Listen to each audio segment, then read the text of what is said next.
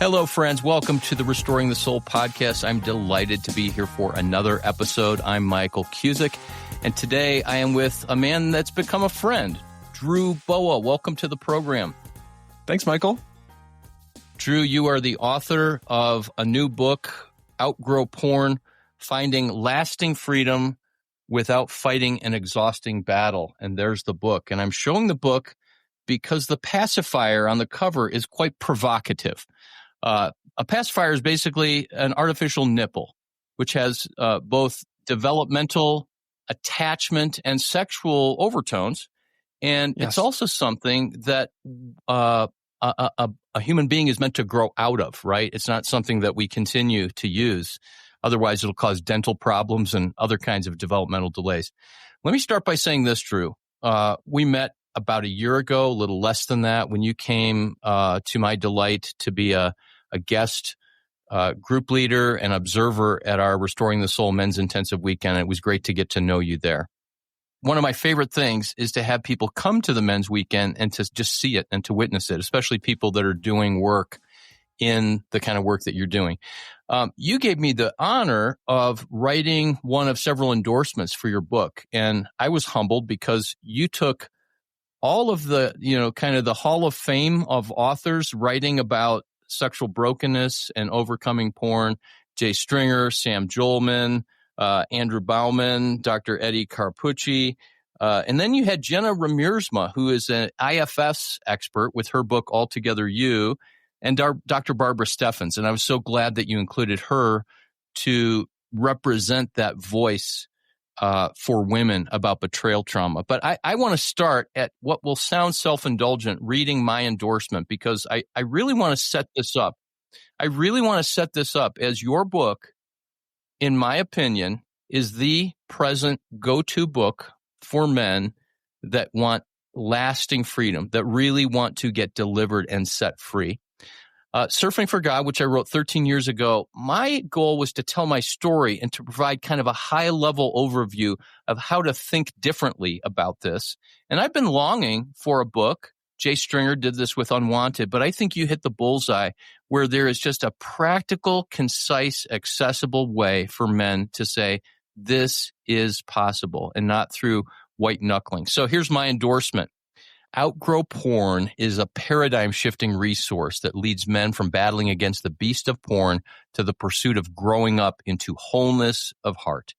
I don't know of any other book on the subject which so practically covers all the bases of getting free and living an integrated life. Outgrow Porn will absolutely change the life of any man who reads and applies even half of what's written. So, Drew, I've already welcomed you to the program, but what's it been like since you released the book to see the response from men? Because I'm hearing a lot on the street about men saying, oh my, this is different. I'm so honored by the guys who are taking the time to take the redemptive risk to read another book about this, especially if they've been at this for years. I love the stories of breakthrough, especially for men being able to connect with their inner child, being able to understand their sexual fantasies, and ultimately be able to use some of the tools. There are 14 tools in the book. So if you're feeling like, man, I understand my brokenness, now what? There's a menu of options to choose from about how to actually heal. Yeah, and I think it's Appendix 4 that you call your toolbox. And let me just tell any man to go right to Appendix 4 before you even start the book, because you're going to go, oh my, if these are the things that I can do that have nothing to do with flexing my moral muscle to try to overcome this, but a way of actually becoming somebody by following these steps, becoming the kind of person that no longer needs to look at pornography and be ruled by lust. Then after you look at those the toolbox in Appendix 4, then go back to the beginning and start. Hey, I'm wondering if we can do something a little unorthodox. In Appendix 2 or 3, I forget which one, you wrote a beautiful letter to wives and partners of sex addicts, porn addicts, and as you say throughout the book, men that have an attachment to porn. And I loved that because the healthy side of attachment is I'm finding security in this healthy attachment, and porn is an unhealthy attachment. And if we go back to probably the 6th century, the Desert Fathers and Mothers, they spoke of our attachments as the people, the behaviors, and the ways that our heart would move toward things other than God and his life-giving gifts, and then we'd become bound by them. So I really appreciated that word attachment. But here's my ask. Would you comment to the women that are listening? And by the way, your book is explicitly written for men. Women will definitely benefit from it, possibly even if they have a sexual compulsion themselves. But speak to the women right at the outset, because I don't want to just put that on the end as like a parenthesis at the end. Speak to the women that are listening because their husband, partner, ex-husband has an addiction. And they've been wounded by that. Yeah. It's not your fault. Period. There is nothing you did or did not do to provoke your husband to betray you.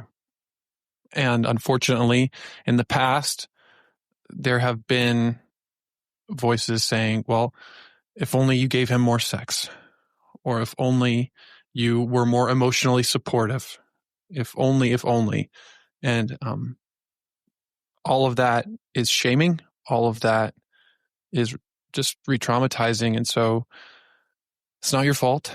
And also, you deserve just as much support for what you're going through. Oftentimes, the person who is wanting to outgrow porn gets the community, the resources, the professional help, while his partner is left in the dust. And maybe she doesn't even realize that healing is for her too. Yes, and the impact of that, because you said in the book, and my wife Julianne has said this so many times, that women describe this betrayal as being hit by a bus, and that they're in ICU, in a body cast, or something that dramatic. And there's often not the kind of validation that that's actually the case. So your words, spoken from the heart and very simply, I know will mean a lot and bring healing to women. And I just want to say that if you don't have a therapist that can help you with the issues of betrayal trauma and navigating that, where that you become central, where that you're not somehow manipulated to give your husband more sex or to look more like a porn star, because I'm unfortunately still hearing that a lot. There's a lot of pastoral counselors and pastors and others that are giving that advice. And I just want to reiterate, as you said, there's no if only. This is a betrayal and this is a wound. And I think it's important to start there before we jump in to talk about the men. So thank you. You're welcome. If you've been hit by a bus of betrayal trauma, it's not your job to take care of the bus driver. Yeah. Wow. And yet, isn't that what happens so often? Drew, why the title Outgrow Porn, as opposed to Win the Battle Against Porn? It all starts with a recognition that primarily men and women don't get hooked on porn. Boys and girls get hooked on porn. This starts so early. We were just kids. And yet, when I ask my clients and community members, how much of your struggle with porn do you feel like is your fault? They will almost always say, it's all my fault. I chose it. I wanted it. But the truth is, before you chose porn, before you searched for porn, porn searched for you. A $100 billion industry has exploited kids, teenagers in really critical, sensitive stages of sexual development. And so to outgrow it is a way of recognizing that many of us have been sexually exploited by porn at a young age. Yes. Thank you for saying that. I'm currently working on a book project for men that have been sexually abused. And one of the categories that I'm going to speak about, which is controversial, is that pornography is a form of sexual abuse for children, right? Mm-hmm. Yes. That so many men will say, well, I was never molested, I was never sexually assaulted or abused. And then I say, well, what was it when you were 9 years old and you discovered violent pornography or images of people having sex and you had no idea what to do with that? And what did that do to your nervous system? And what did you do with the shame? And what did you learn about having to carry that in isolation? And if in any living room in America, parents were to walk into the living room and there were three people having sex together in the middle of that living room, they would call the police and those people would be in prison for sexual assault. But the very same thing is happening in living rooms where 9-year-olds are on their iPad or their smartphone and they're seeing those same kind of images. And we're like, oh, that happens. That's the world we live in. And I'll get a filter and try to prevent that from happening. But it is an assault on the soul. It's an assault upon, as you indicated already, the emotional, relational, physiological development of that boy or of that little girl in so many cases increasingly. So it really is a form of abuse. And you used an even stronger word, exploitation. Right, for profit, because even if you're not paying for the porn, the advertisers and the industry is still making money. Yeah. So, some of us have asked, okay, how much money have I paid for sexual content? Well, how much money have they made on me? I mean, it's a business. So we have to recognize that porn is a pacifier in the hand of a predator. I love that. A pacifier in the hand of a predator.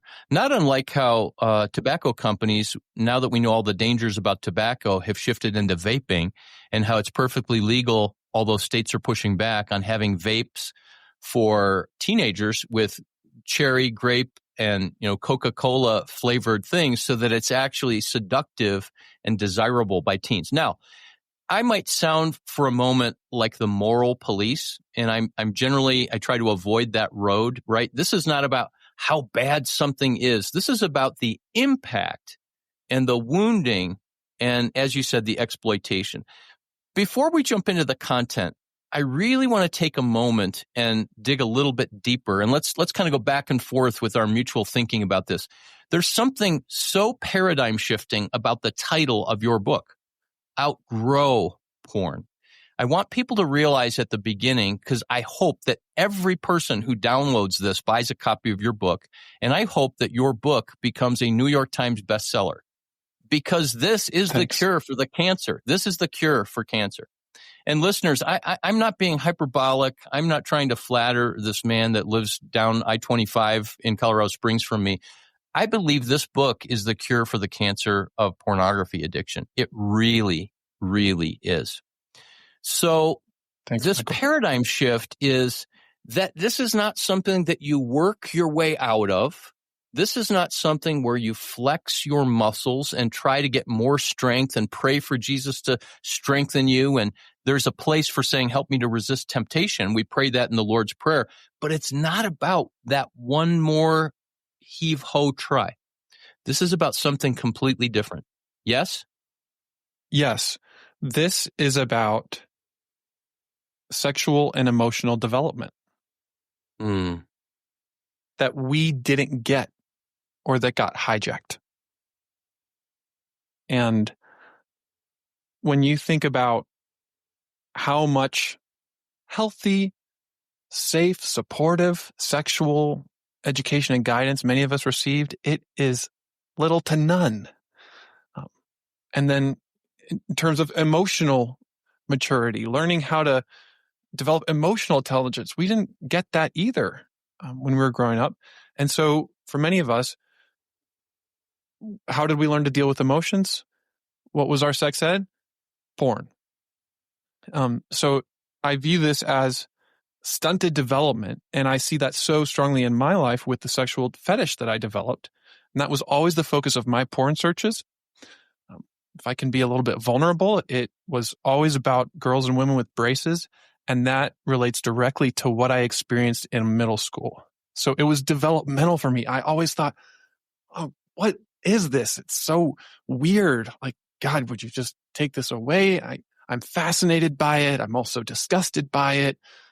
It's arousing, but it's not really what I want. And it was this interrupted stage of development that I've been able to, thankfully, like, get more maturity in the places where I needed it. You were able to outgrow it because of the emotional, relational, spiritual health that made up for the wound where you missed something along the lines. Yeah. And not that I've completely outgrown those attractions, but as you have a great story at the end of Surfing for God from a guy named Joe saying, I simply don't need it anymore. Yes. That's lasting freedom. Yeah, there's a verse in Proverbs 27, verse 7, and it says that the one who is full loathes honey, but to the one who is hungry, what is bitter tastes sweet. And there's that sense where as we become emotionally healthy, relationally healthy, spiritually grounded, where we are held and beheld by God, we no longer need to go to what is bitter that tastes sweet because there's actually a fullness inside. And the biblical word for that is shalom, or wholeness, right?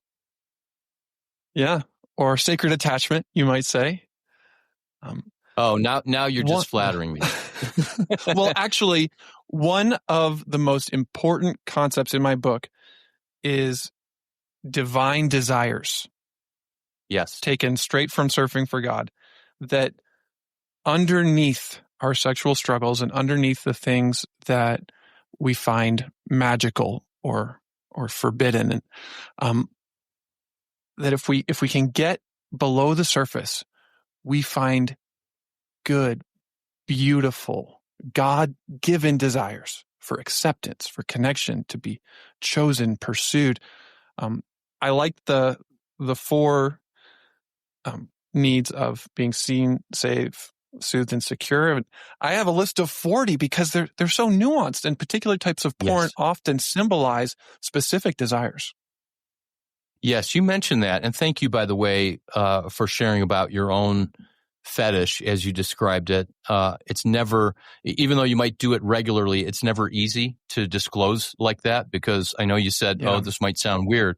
But the truth of it is that was your story. And what you were referring to was this idea of what Patrick Carnes coined a couple decades ago about an arousal template, that we all become attracted to either the encounter that we have somewhere around our sexual awakening, or the attraction allows the deficit to somehow have that need met. It's almost like two sides of the coin.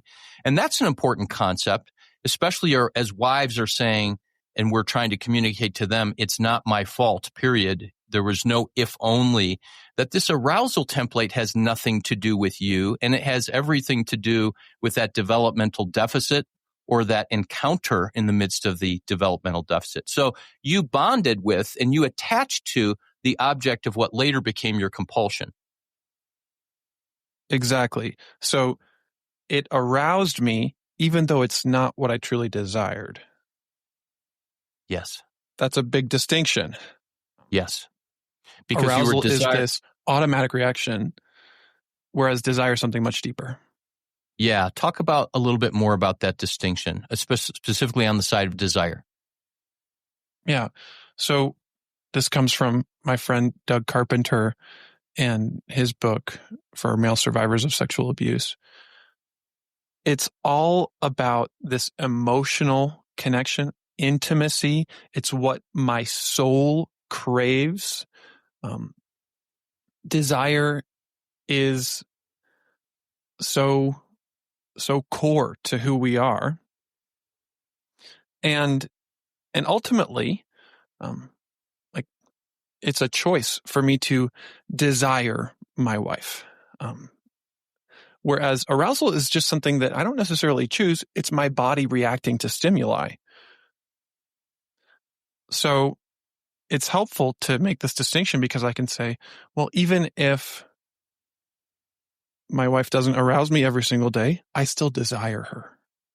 Yes. And so that languaging can be anti-shaming.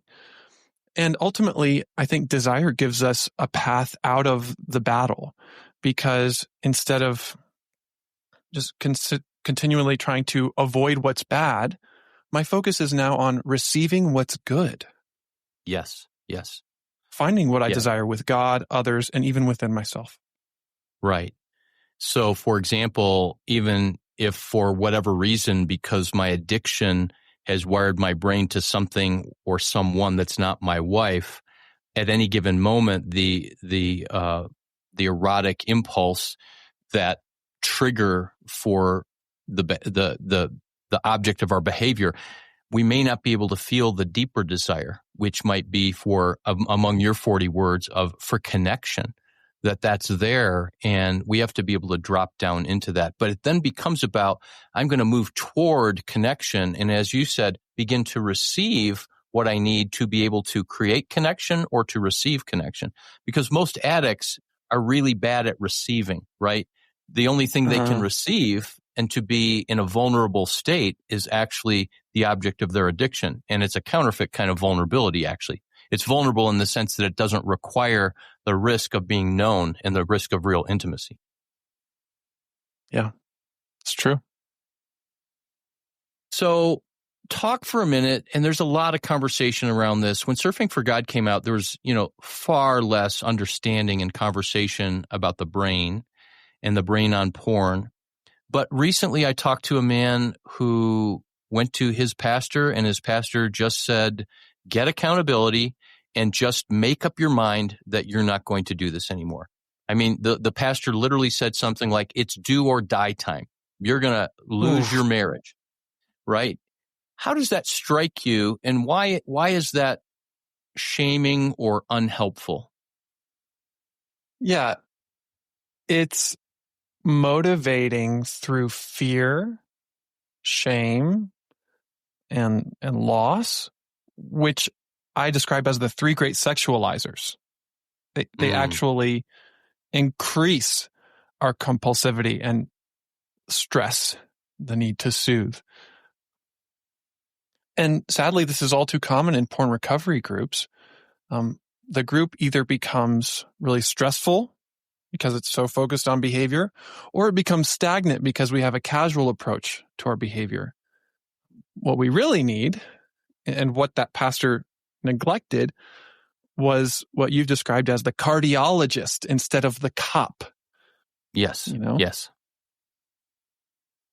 Someone who can come close, look into my eyes, listen to my heart, and find out what's underneath this. Instead of just, trying harder to deal with the symptoms.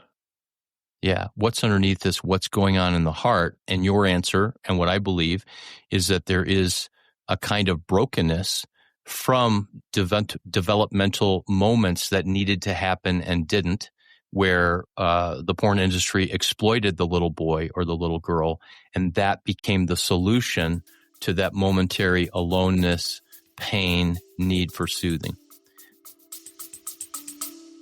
Stay with us. We'll be right back. What if healing didn't have to take years? Hey friends, it's Michael. At Restoring the Soul, we guide men, women, and couples through intensive counseling that brings deep transformation, often in just a few weeks. And our mission is fueled by generous people like you. Now you can become a monthly partner by setting up a recurring donation of any amount. If you give $20 or more on a monthly basis, I'll send you a signed copy of my book, Sacred Attachment. To set up a monthly gift, visit restoringthesoul.com and click donate. Make sure in the notes section to type the word book. Thanks for helping to restore lives. The way I want to back up, because what you said, I've never heard it before when you said it this way, and that is that these approaches that cause pressure actually result in fear, shame, and I think the third word was stress, and that actually perpetuates the problem and it makes it worse. Yeah. If I had to go a little deeper, Patrick Carnes' research showed that the family environment most likely to create the conditions for sex addiction is rigid and disengaged. Mm. And Which when is most we of have conservative Christianity. exactly. So most of conservative Christianity and your typical porn recovery group and the pastor who's telling the guy to, just do whatever you have to do to stop, that's actually recreating the original environment of the addiction. Yes. It's a Wow. reenactment of that environment. Wow. That's a big statement. Yeah, and it's what I've experienced, and it's what I used to do myself when I led purity culture groups. I didn't realize that by having everybody say, well, did you relapse this week or not, that I was becoming the strict father in the group. Yes. Who's dealing out punishment. You use that word stagnation. me. Yes, that's how people experience you. You said, sorry, I spoke over you.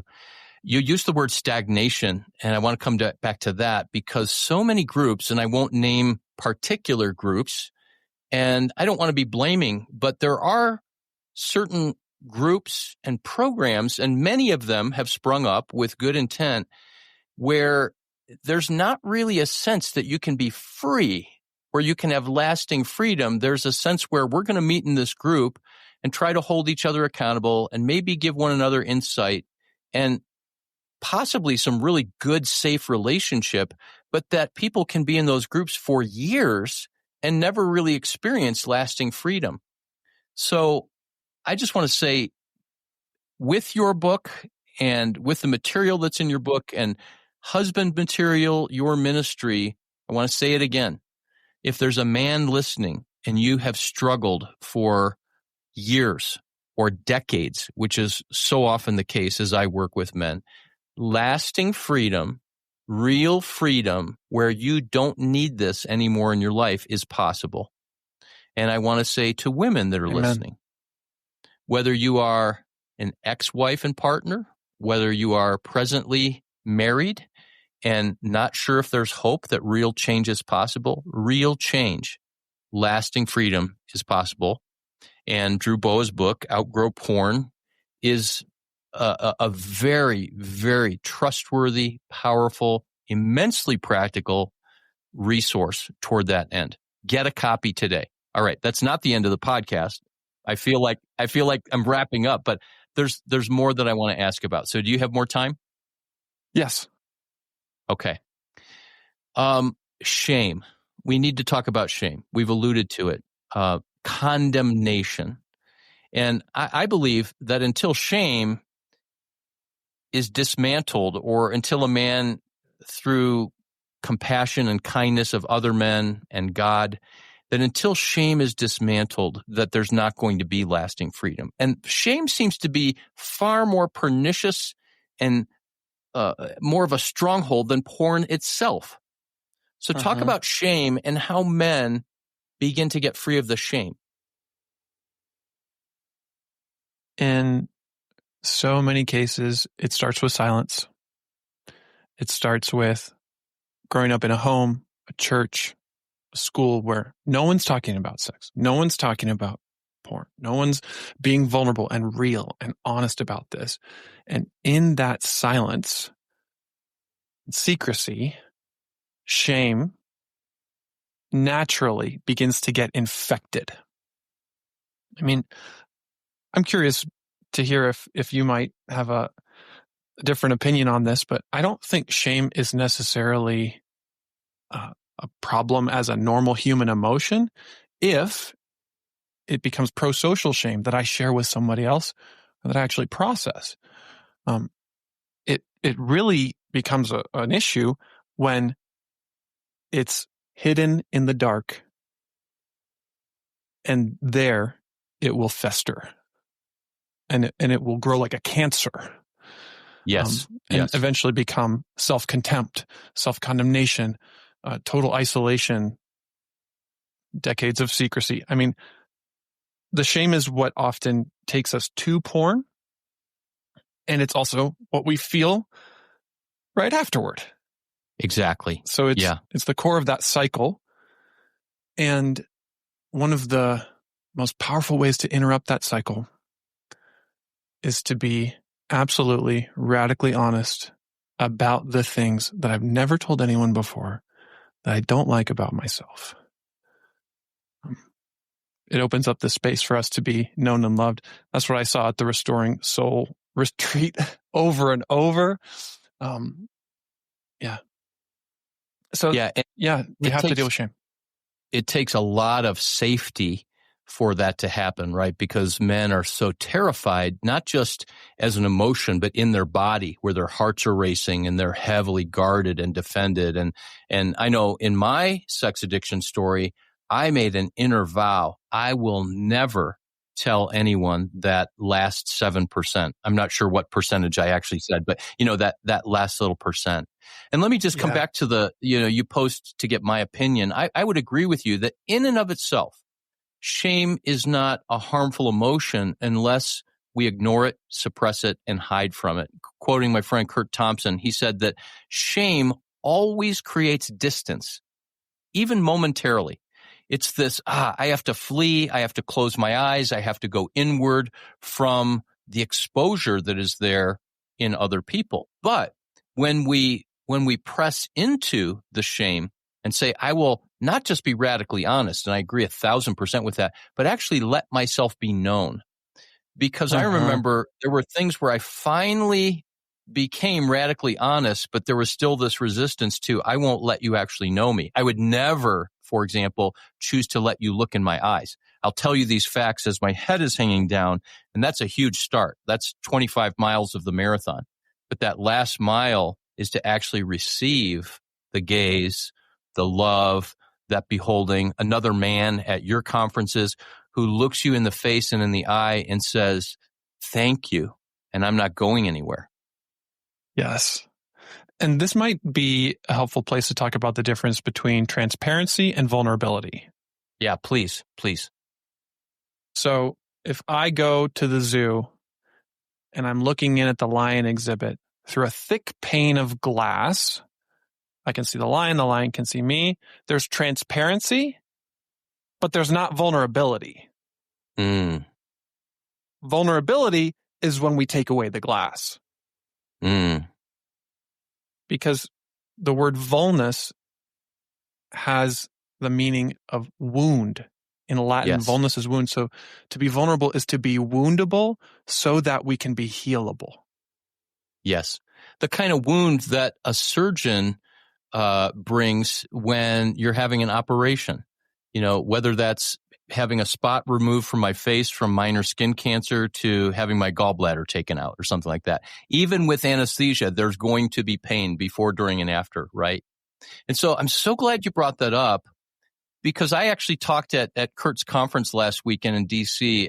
In the middle of my talk, I was talking about safety, and this idea popped into my head. So I did this 5-minute aside. And I want to get your input on this, just like you got my input. I said, how many of you have heard the story in Chronicles of Narnia where Lucy is at the river and Mr. Tumnus is there, and she's about to cross over to see Aslan, and she says, is he quite safe? Sorry, that was a bad Lucy impression. And Tumnus says, safe? He's not safe, but he's good. And I said, I've quoted that and I've preached that, and it's so powerful, but it's wrong. Because God, the God that looks like Jesus said, if you've seen me, you've seen the Father. He is 100% safe. But safety is not the same as discomfort. Safety is not the same as I feel vulnerable, right? So oftentimes when our culture, and I applaud some of this, and I also am concerned by, we need to have safe spaces everywhere. And I need to have safe zones. Yes. And you're not actually unsafe. You're vulnerable and you're not comfortable. And for someone who has trauma, that will absolutely feel unsafe. And therefore, we have to have as just a foundation that this God that looks like Jesus, that's a huge part of the equation of your work. It's not just a little baptized scripture on top of your book and your approach, that God is safe, that God is holding us like a good parent, but sometimes that good parent needs to give us a medicine that we go, gosh, that's really yucky, or hold us down, as I did with my 1-year-old son, where they could not find a place to put an IV in him. And it was so heartbreaking to see the needle go in again and again, and they didn't get the vein. And my son was terrified and probably didn't feel safe because he didn't have that mental construct to understand what was happening. He just felt the needle going into his arm, having no idea that it was there to save his life. So in that moment, to be a savior, to make him safe, you had to do something incredibly heartbreaking and difficult. And, that's who God is sometimes. He is a savior. He makes us safe. That's his job. But it's often going to be uncomfortable and painful. And as we're talking about vulnerability and shame, here's another reason why I feel that this is so important. Oftentimes, the very particular places where we feel shame, for example, about a part of my body, become the thing that we search for in porn. Yes. So if I'm ashamed of my teeth, I might fixate on someone's teeth in an image or a video, which is a big part of my story. I often hear men having shame about their penis and then seeking out porn that has that as the focus. So shame can also become sexualized, and then it is the very thing that porn is promising. Yeah. Thank you for bringing that up. I want to start to wrap up, and you talk about as a topic throughout the book, but especially in the appendix, that relapse is not failure, it's feedback. Unpack that idea. Especially for all the wives and partners out there, I am not excusing relapse. Like, the harm is real. And also, for the person who is wanting to process their own relapse, using that language of failure just reinforces shame and a fixed mindset rather than a growth mindset. To view relapse as feedback is to non-judgmentally observe what happened with curiosity and compassion, and to say, what can I learn from this? How can I choose to be loved in the middle of this? And not just in that moment, like, okay, 5 minutes or 5 hours before that relapse, what was happening, but how can that relapse actually shine a light on the developmental process that's still happening? Like, so my growth work right now, whether in therapy or at a husband material group or a Surfing for God, Restoring the Soul weekend, or an intensive, or whatever it might be, the work is now to continue to press into, where is it that a little boy or a younger part of me, and let's touch base on this rather than close. It's fascinating to me and beautiful that you included IFS and parts work as part of this whole process. So talk about, I think most of our listeners are familiar with internal family systems, but talk about how we really need to go back to and for that little boy and other parts. Well, we started by saying that it's boys and girls who get hooked on porn. So my ability to regulate without porn in large part depends on my ability to relate to that little boy within me. Yes. Because it's not the mature adult logical Drew who gets triggered from time to time. It's the little boy. And not that we have one inner child. It's really more like an orphanage, but we've got these younger parts that are emotional, that are vulnerable, that are carrying the weight of what we've been through. And so to be able to be with those parts rather than have those parts take over is just so empowering. I think my favorite part of your book, just as a reader, and I have to be honest, I got the early copy, and I don't know if the appendices were in the early copy, because the copy that I now have has the appendix of the parable of the monster and the mouse. And Yes. and again, man, I think like if people read that appendix first, they would stay up all night and read the book. They wouldn't put it down, because it actually wasn't going where I thought it was going. But then when it started to go there, I went, oh, and I won't give away the parable, but it's exactly what you're talking about. It's a parable of, rather than discovering this monster of lust and taking out a dagger and killing it, it's basically saying, can we just sit down and be together? I love that. That's so freeing. I feel lightness in my body right now as I'm thinking about that story. It's just so freeing. Like, everything belongs. I can welcome even the monster. And then quite paradoxically, as I welcome it, not to say, hey, let's act on whatever you want. As I welcome it, it begins to get its needs met. It realizes that it doesn't have to be this devouring, consuming part of me, but maybe the grown Drew or the grown Michael that is sitting with this part that is really quite needy and vulnerable, there can be a relationship that builds there, and an acceptance and a welcome, which is the heart of IFS, right? Yes, absolutely. Even our darkest sexual thoughts and feelings can become allies.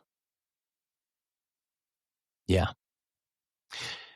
Drew, what's beautiful about that idea in The Monster of the Mouse and all throughout the book is that the implications about God and Jesus and the Holy Spirit and the Trinity are pretty beautiful as well. Because if that resonates with our hearts and our sanctified sensibilities, then Jesus would also sit with those parts. Just like he would sit with a leper or with somebody that needed physical healing, he wouldn't push his agenda on them, but just create safety and loving presence. That's right. And he said, let the little children come to me. Yes. We are learning how to let the little children within us come to him. Yeah. So, brother, I want to thank you because this book is not just a theoretical book that some guy wrote after researching sex addiction. Like all of my work, this book has grown out of your story, not just your successes, but your failures. It's grown out of deep research in spiritual formation and training that you've pursued around healing sexual addiction. And there was a cost. I know there was a cost to write this book. And if your life is at all like mine, as we who are helpers and caregivers at the tip of the spear against the darkness, that there's a cost on a day-to-day basis with our marriages and our families, and grateful to God that he provides refuge for that. But thank you for paying the cost to bring this book into the world. You're welcome. Thank you for seeing me and sharing this. And it's a redemptive risk. Yes, which is another one of the tools, right? What is one thing that you'd want to say to men as we wrap up this conversation?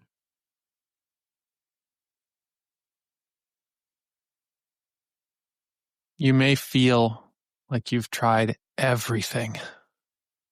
Accountability partners, groups, maybe even some kind of counseling, books, different techniques and strategies and programs. And I want to reassure you that none of that is wasted.